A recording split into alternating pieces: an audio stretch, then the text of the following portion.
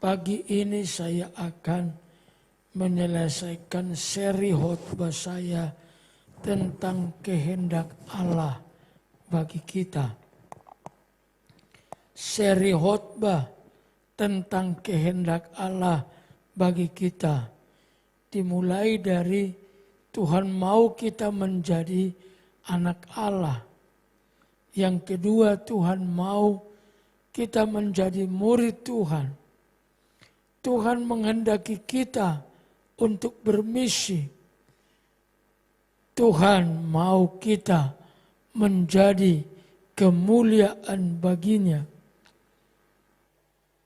Kemudian kemarin minggu kita bicara tentang Tuhan mau kita penuh roh. Dan hari ini saya akan mengakhiri seri khotbah ini.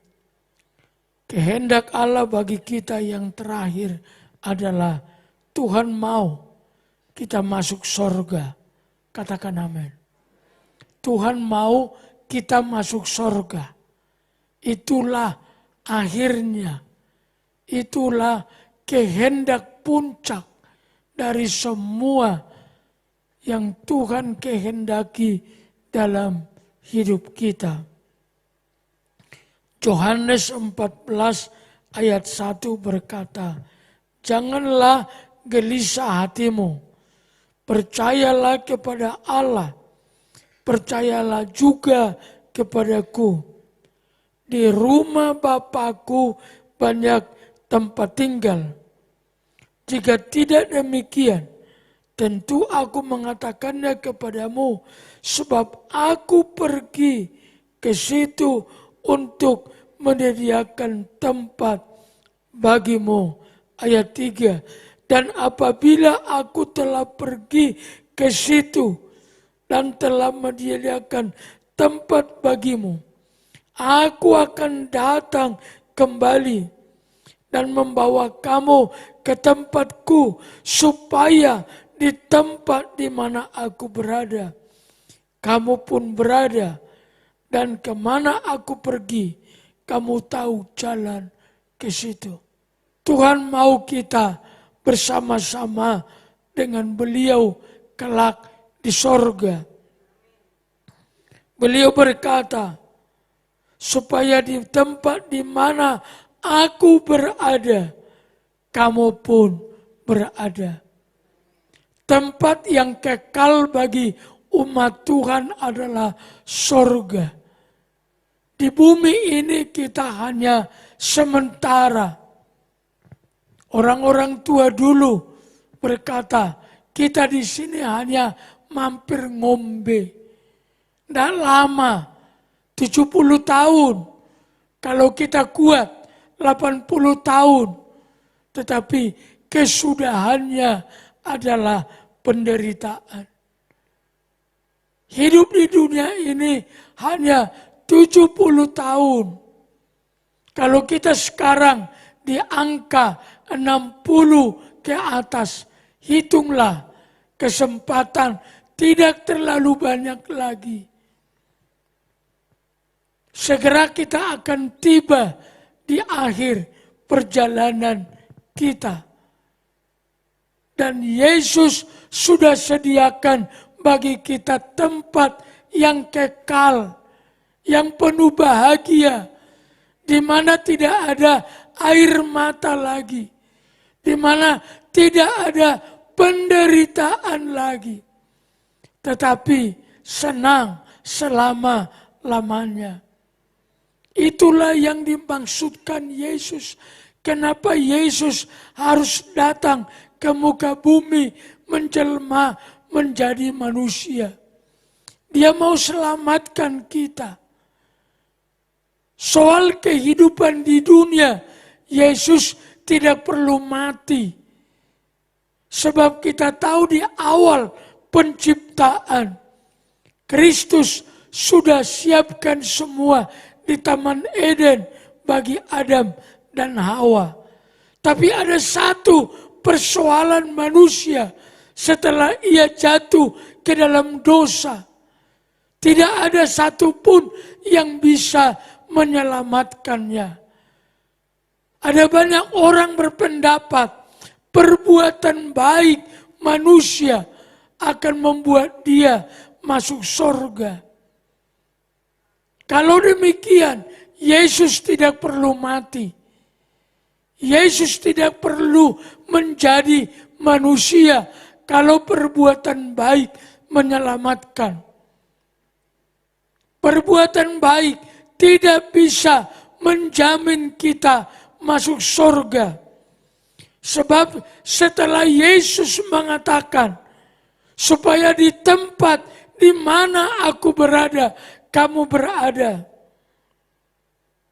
Thomas pun bertanya dengan bijak, Tuhan, bagaimana jalan ke sana? Bagaimana kami boleh sampai di sana? Yesus menjawabnya di Yohanes 14 ayat 5. Saya baca, kata Thomas kepadanya, Tuhan, kami tidak tahu kemana engkau pergi dan bagaimana kami tahu jalan ke situ. Kata Yesus kepadanya, akulah jalan dan kebenaran dan hidup. Tidak seorang pun yang datang kepada Bapa kalau tidak melalui aku.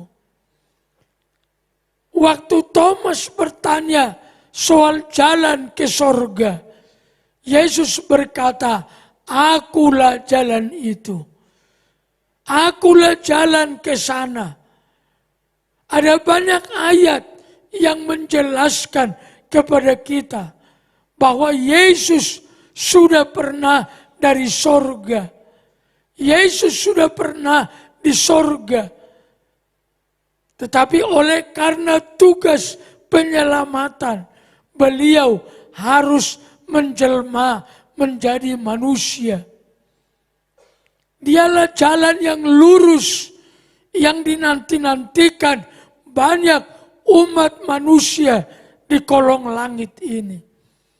Terpujilah Tuhan, kita sudah menemukan jalan itu.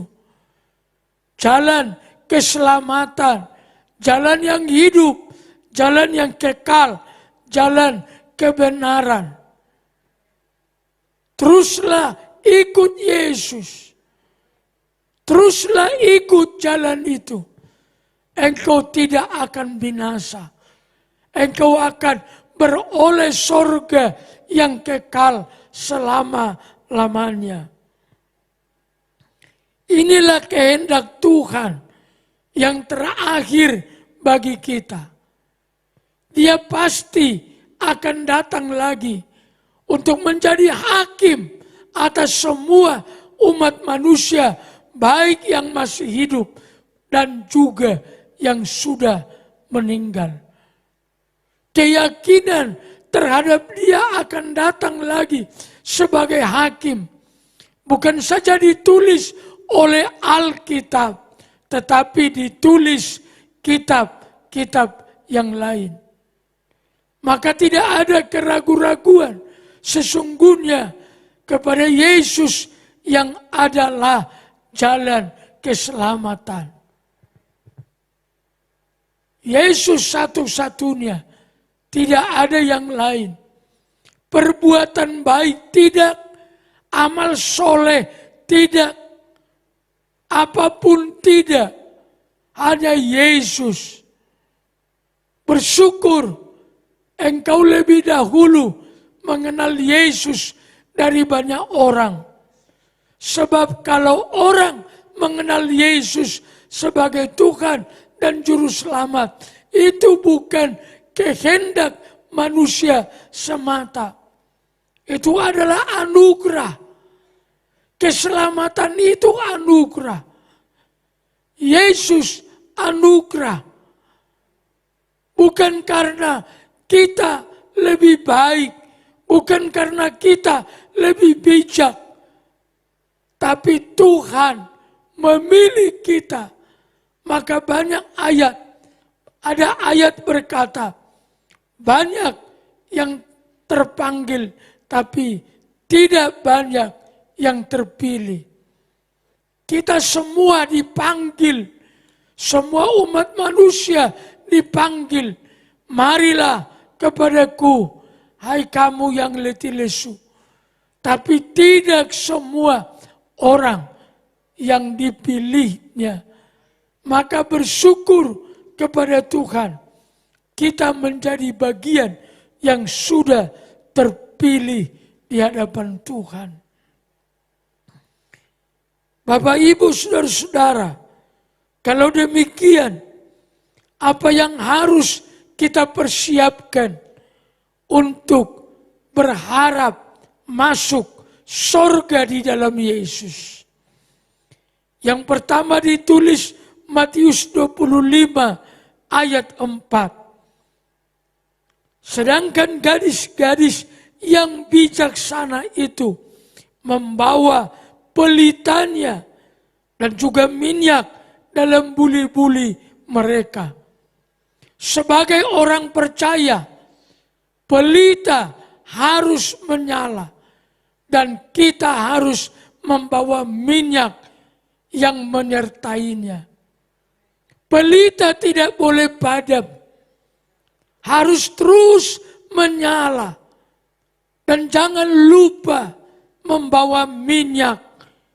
Itulah ciri gadis yang bijaksana. Gadis yang bodoh membawa pelita memang, tapi tidak cukup minyaknya.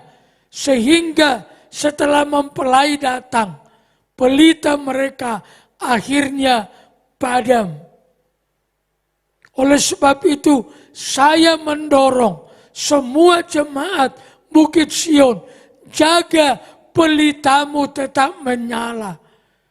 Jaga minyak, persiapkan supaya jangan pernah padam pelita itu. Apa itu pelita dan minyak?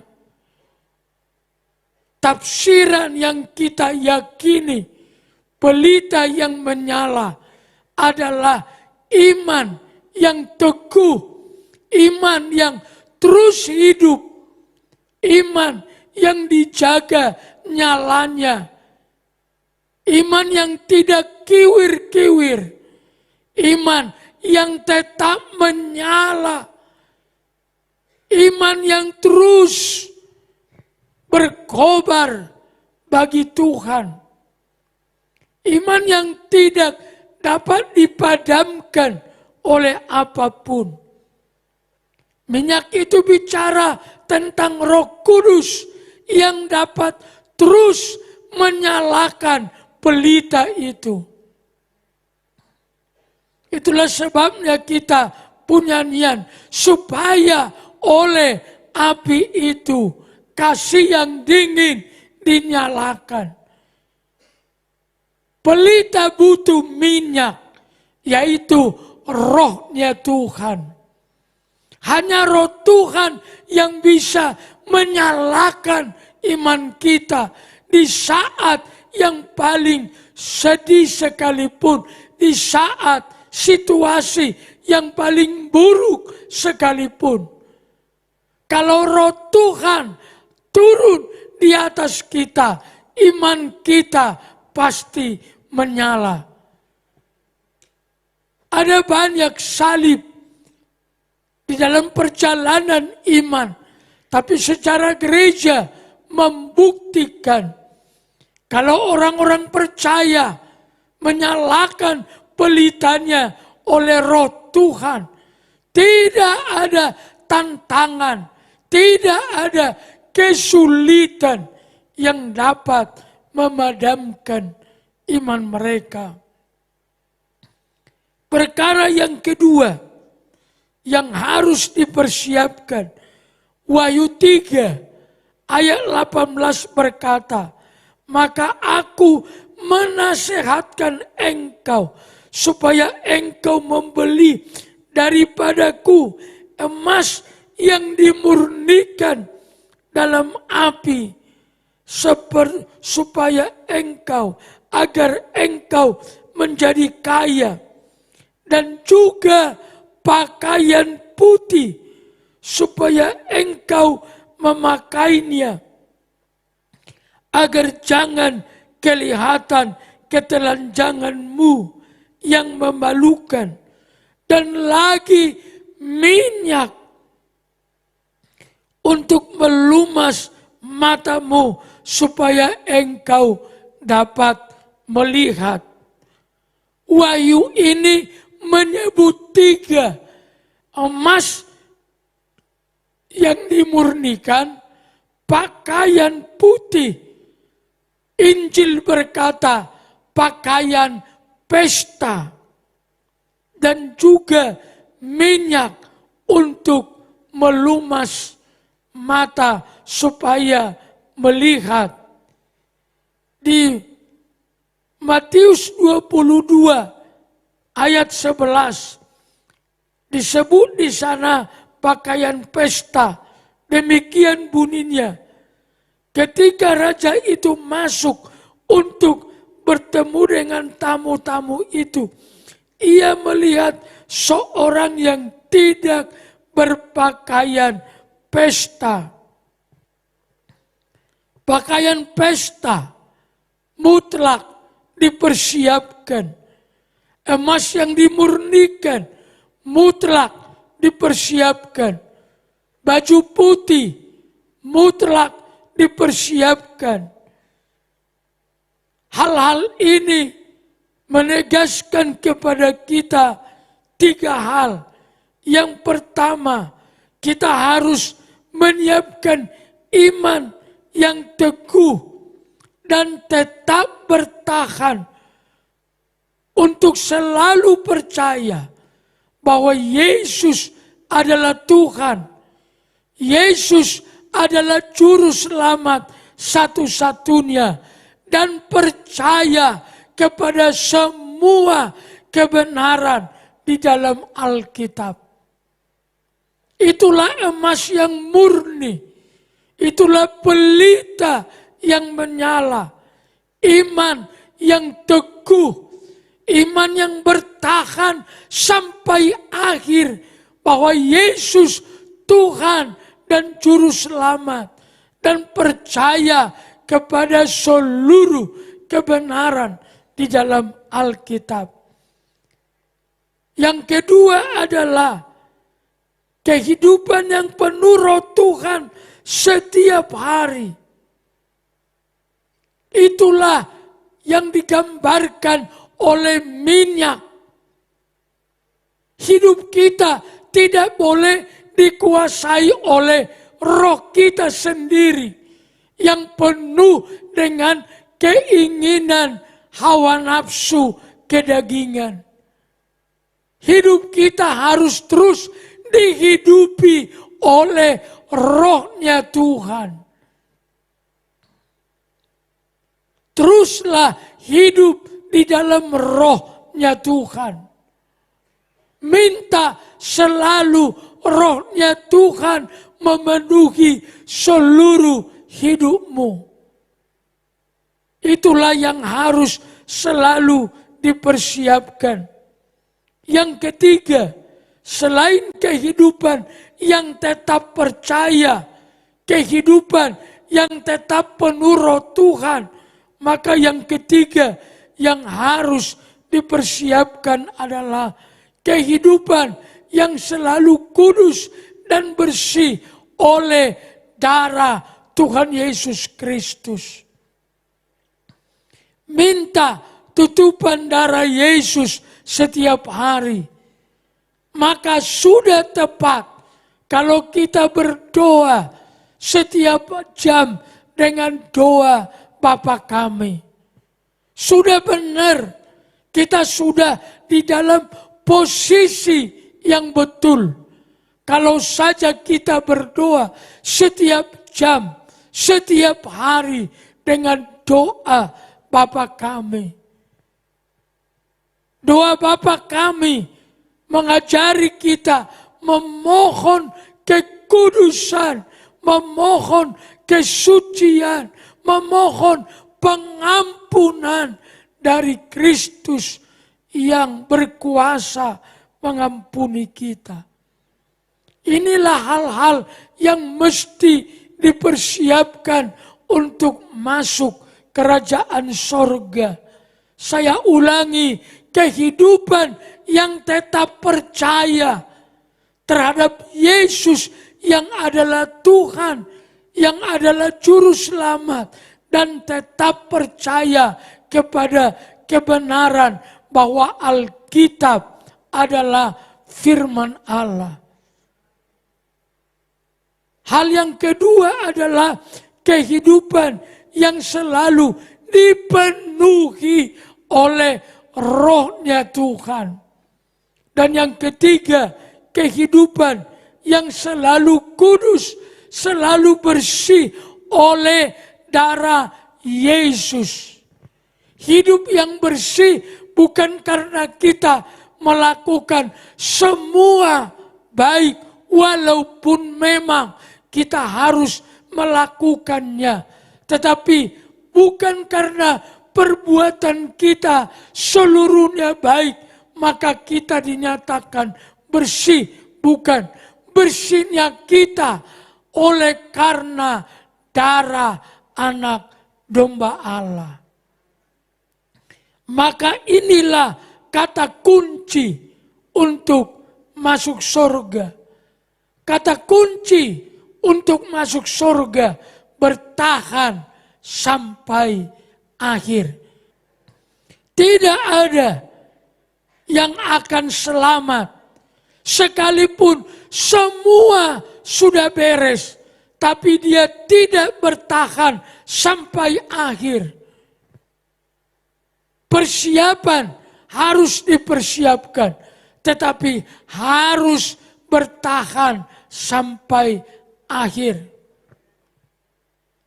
Judas Iskariot jelas dipanggil dan dipilih menjadi salah satu murid Yesus. Tetapi dia tidak bertahan sampai akhir.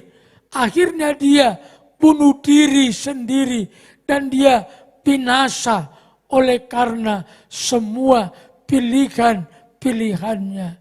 Ini ayatnya.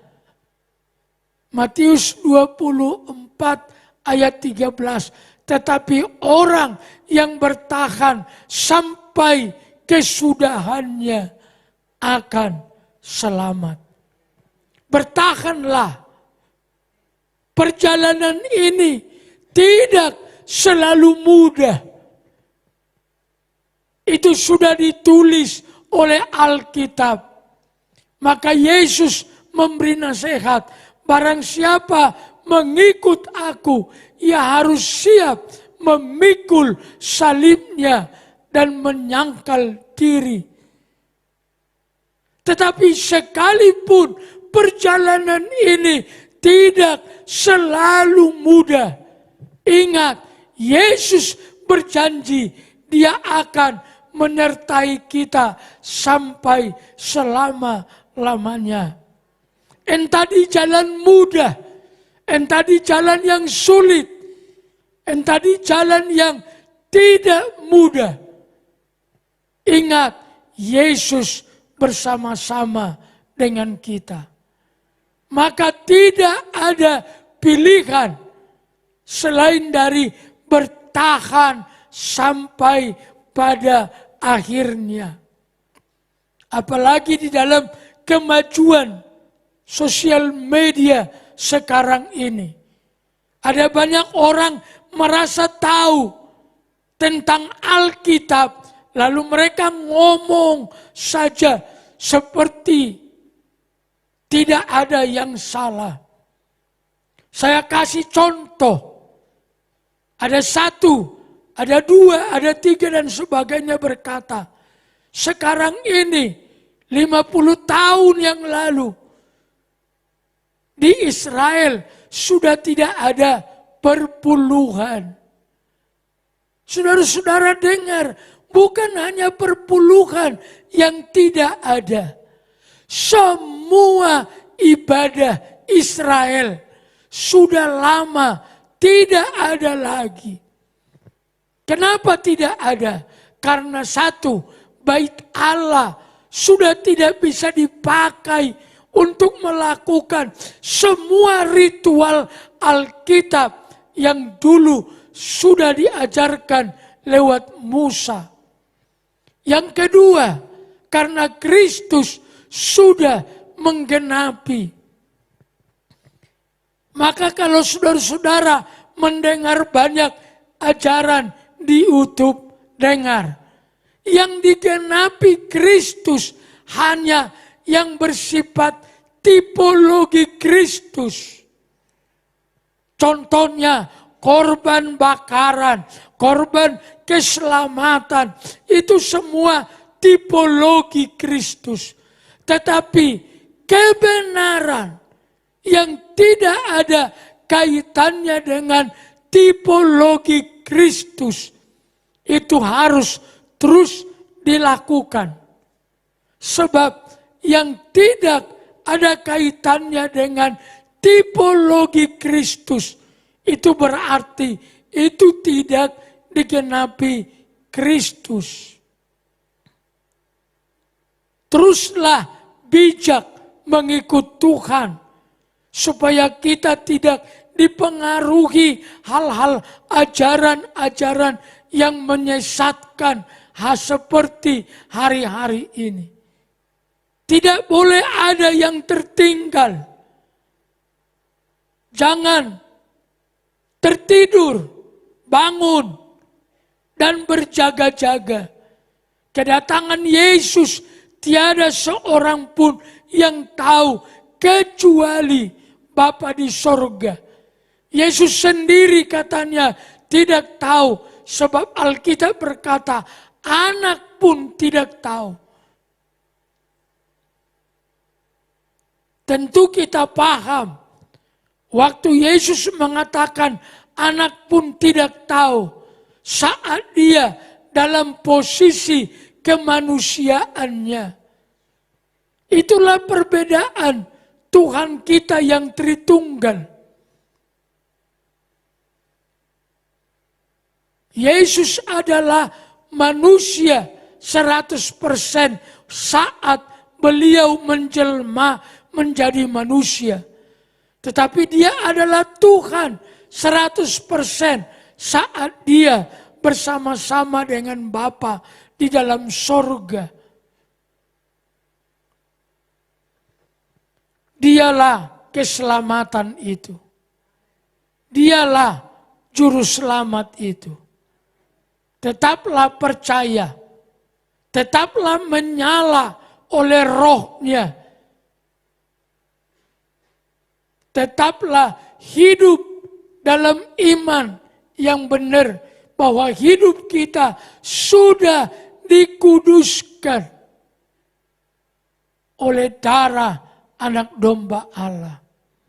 Kita kudus bukan karena kita mampu melakukan semua yang baik dalam hidup kita. Tapi oleh karena kita sudah disucikan oleh darah Yesus, maka kita dinyatakan bersih. Ingatlah kebenaran ini. Ada 6 kehendak Allah bagi kita. Kita harus menjadi anak-anak Allah. Kita harus menjadi murid Yesus. Kita harus menjadi kemuliaan Allah. Kita harus bersaksi, memenangkan jiwa bagi Yesus. Sampai Tuhan datang. Kita juga harus penuh roh Tuhan setiap hari.